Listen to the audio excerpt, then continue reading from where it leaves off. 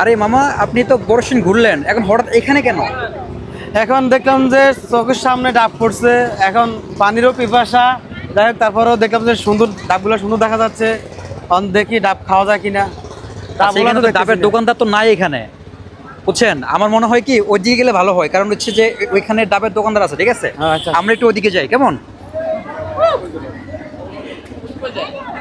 এই ভাই ডাব কত কইরা? জি,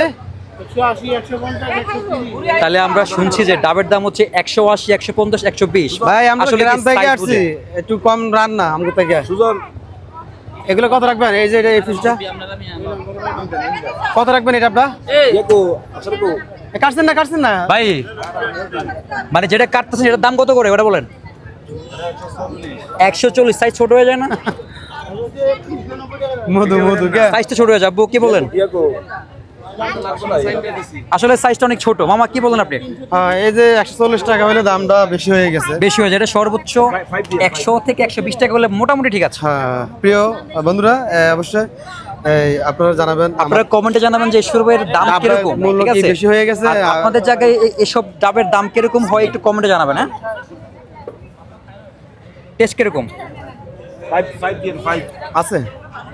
তাহলে এক্সপ্রেশন আমরা বুঝতে পারলাম যে না, এখানে টেস্টটাও সুবিধার লাগে নাই, তাই দাঁড়িয়ে খাইলাম। এরকমই সব মনে করছি, এটা করা গেছে।